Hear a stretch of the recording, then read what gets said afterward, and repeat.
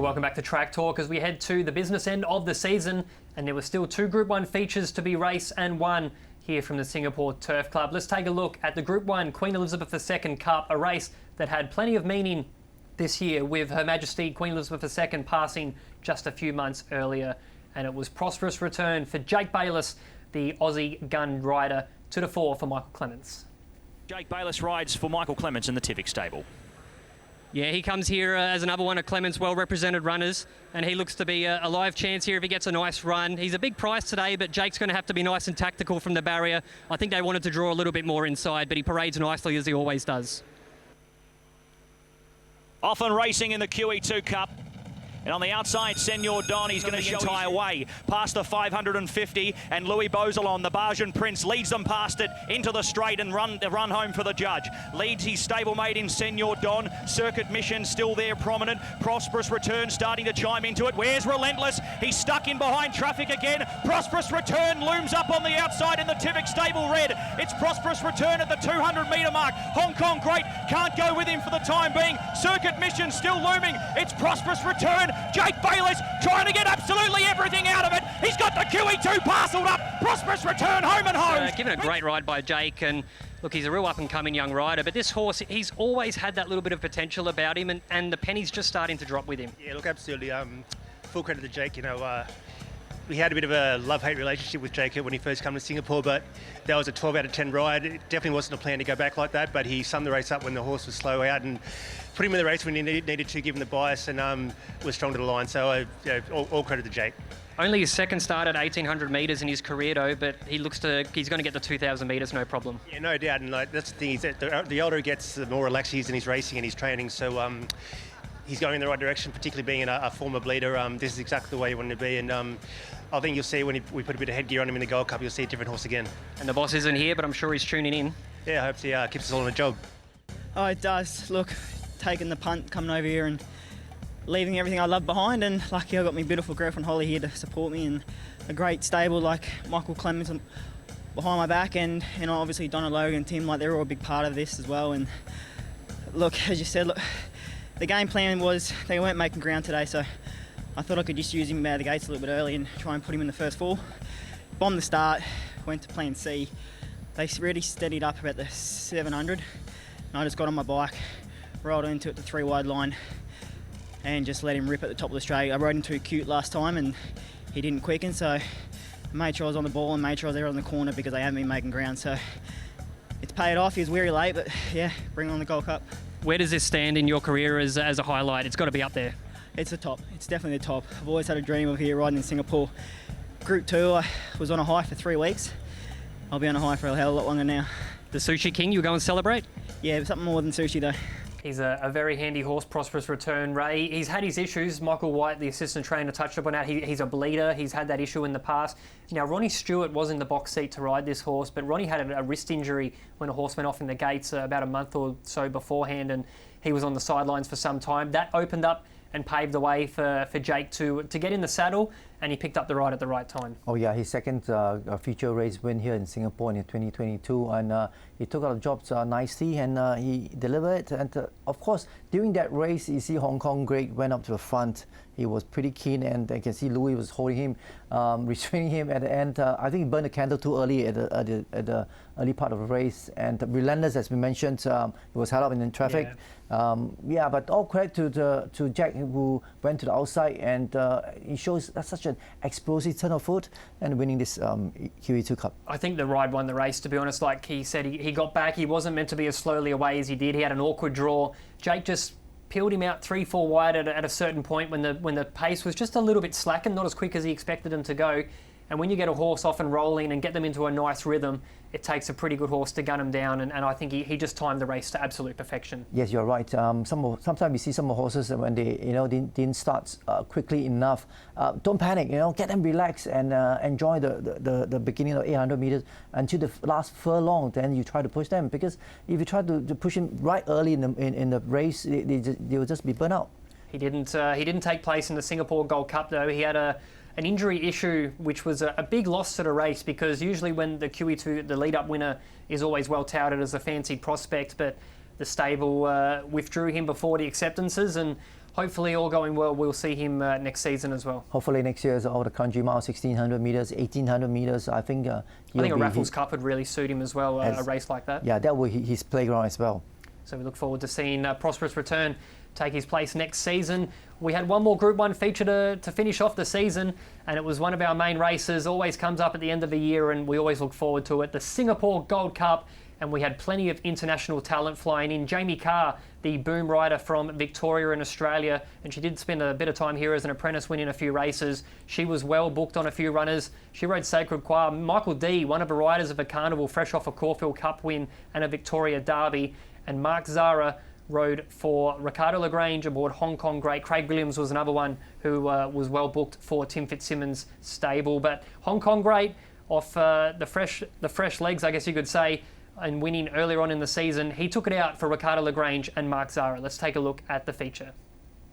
Turned out in lovely condition, but that's nothing new for the Ricardo Lagrange stable, Pat. He's an expert trainer at getting his horses absolutely peaking on these big days. He learned plenty of these things from Pat Shaw over the years. He's nice, cool, calm. He's not even breaking a sweat. He'll step up in distance, and I think he's really going to relish it for Mark Zara in the saddle. He's not going to be carrying much dead weight. I just had a look and saw the saddle that Mark's got saddled up here, and he's not going to feel too much weight on his back. He looks to be a big player from a wide gate. Gates back, we're off in the Gold Cup for 2022, and on the inside it was Trumpy fast away. 50 out in front, it's Mr. Blackback. He's leading them here. He's the first to face the judge in the Singapore Gold Cup of 2022. Hong Kong Greats there with him and goes on by. Hong Kong Greats serving it up to Mr. Blackback here late in the Gold Cup. It is Cyclone running on late with Super Impact, but the Cup's king, Mark Zara, he hits the lead here on Hong Kong Great for Ricardo Lagrange, and he's drawing away from them here at the 100-metre mark. Hong Kong Great put up on the plasticine. The Cup's king, Mark Zara, does it again. He's got the Singapore Gold Cup parcelled up, wins by 3 lengths. You know, Scotty, when we drew that horrendous barrier, I thought there's no one better to have on your horse than Mark. Mr. Yu, the family never even questioned. They just said, you do what you think's the right thing to do. I have to say thank you very, very much to them for giving me this opportunity to train a horse that was probably kind of a write-off in Hong Kong. And from the day he got here, he just showed me that there was still something left in him. And I think it's been proven now. I've got to say to Jackie, an absolute superstar, the backbone of my stable. To Soleil, who rides him every day, is not an easy horse to ride. To Patrick, who gave me the opportunity to train. To the Turf Club for putting up this amazing prize money. And I want to dedicate this win to a man who passed away 2 weeks ago, Mr. Yong Mihim, one of my greatest supporters. And this one's for you, Mr. Yong. Where does this stand in your career? Obviously, you're a Group 1 winner before, but you've shared plenty of success with Patrick Shaw over the years. This is something you should be very, very proud of. Scotty, this is just what it's all about. You know, waking up in the mornings to come and do this work. This is the dream. And I'm living the dream. Yeah, exactly. I drew wide, but I was able to sort of get across quite easily. And Mr. Blackback, Craig, you know, made intentions pretty clear, and I was able to just glide across and, you know, sit outside, and you had a beautiful trip the whole way. They look to be going a nice steady pace. There was always going to be a bit of speed injected in that early part, but he looks to be a horse that just enjoys rhythm in his races, and that's what he needs to find the line. I think so. Like, I think if they go too slow, so he's got a big stride on him, it probably upsets him. So Craig was setting a nice tempo, and I was just gliding along beside him, and I could see Craig asking sort of the 800 and then the 600, and I hadn't asked my guy yet, and I was a bit worried about the distance today, but he gave me a real good kick at the top of the straight. Is it fair to say Nobu's going to get a bit of a shove later on? Yeah, we might have to get that private room sorted, I reckon.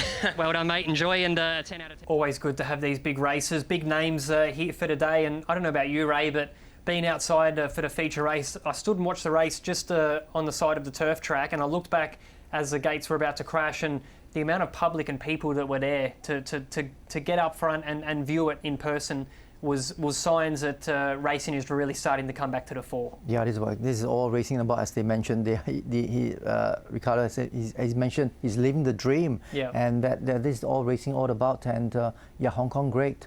What a great horse coming here in Singapore. This is the remember the last QE2 Cup. He went in front too quickly. Mm-hmm. In fact, he was restrained and he wasn't really settled. But this time around, Mark Zara gave him a good ride, and he was so much relaxed compared to QE2 Cup. up the time. It's amazing what confidence can do. Mark Zahra, fresh off probably his greatest season in the saddle. He won the Melbourne Cup aboard gold trip for Kieran Maher, and he then went on to win, I believe it was a Cranbourne Cup after that, and continued on Group 1 success. So when you get these like leading riders, he won a couple of other Group 1s as well during the spring, but he's a real go-to rider. He spent a bit of time here back in the mid-2000s. He actually won his first Group 1 here in Singapore, so he's no stranger to the place, but always happy to get on the plane and come and ride for connections. Yeah, the fact that you can see world-class jockeys coming here in Singapore and that they're able to handle the racing so well here in Singapore shows that they're above the rest of the field. In fact, a good ride by the Mark Zahra. Hong Kong great, of course, is still very much nominated for the Stayer of the Year, in fact. I think it's fair to say, yeah, he'll probably, usually whoever takes out the Singapore Gold Cup usually does win the Champion Stayer prospect, but he was a horse that came from Hong Kong around the Class 3 level. I think Class 3, Class 2 is what I remember reading him at, and he was a real polytrack horse over there. Zach Purton was in the saddle on a number of occasions. Does this pave the way for other horses off a similar rating like him to maybe try and come here and get some bigger races where they don't quite meet the level in Hong Kong? Why not? Because you can see some of the horses here coming from Hong Kong. They are very good quality horses, especially those horses that are up in their classes. Yeah, we definitely welcome them coming here in Singapore and compete here. Yeah, that'll be a very exciting time for us as well. Next year we're going to have a lot more feature races to cover with, as we mentioned earlier in the show, 10 more feature races added to the calendar, and well, that's good news. We're going to get more horses in, we're going to get better quality horses in as well, and I think great news for owners and connections. Ray, as we come to the end of the show, let's get a few little predictions what we think is going to happen in 2023 in terms of trainers, jockeys and apprentices title. Where do you see at this stage in the year, at the end of this year, where do you see the winners coming from? I think Michael Clemens will have a good hand. In fact, 2021, he had a lot of horses that went up to the rating that were too high and that they are competing in the highest level. And this year, maybe because of horses that have reached their peak, but I can see that they have a good stable. And there's some of horses, when they adjusted their rating and somehow you probably will see them coming up in the next seasons. I think Tim Fitzsimmons is just on track to have another big year yeah, next definitely. year. He's got a healthy strike rate, new horses coming in, which new horses wins races. I've always been a big believer in that here in Singapore, and if he continues doing what he's doing, I think he's going to have a very strong career here. Yeah, in of course. Tim's as well, and if he continue having these new horses coming and outperform the rest of the field, definitely he'll be one of a challenger here in next year. He might just able to take it again and once again. And Donna Logan had a great year as well this year. In fact, I think this is the best season ever for her since coming here in Singapore. Bigger numbers with Tiago. Since Mark Walker left, she took over a big stable, so she will be competitive. She's got a lot of runners, and she's going to be up there in the mix. So I'm going to throw one more at you, Ray. Ibrahim Mamat for Champion Apprentice. Oh yeah, he's such a nice jockey that of course he's still pretty new in terms of riding. He handled the horses that sit back and run. Or the way he sit on the horses, he really put himself down and push the horses to the limit, and that shows that he's pretty capable. But of course, he need to handle some of the horses that went to the front. It's still pretty immature in terms of riding style. But if he can improve from here, I think the sky is the limit. Well, it's been a great year, Ray, and we look forward to getting into it next year. And you, myself, Pat Comerford, and the rest of the broadcasting team will be bringing you all the action like we always do. We thank you for tuning in to what has been a great year, and hopefully reflected on a couple of really nice highlights throughout the season. Thank you for all your help, Ray, and have a nice Christmas break, and we look forward to covering all the action here from the Singapore Turf Club. Yes, looking forward to seeing you again next year. Of course, enjoy your holidays, and hope to see you again next year. Be safe, be well, and we will see you for season 2023 here from the Singapore Turf Club.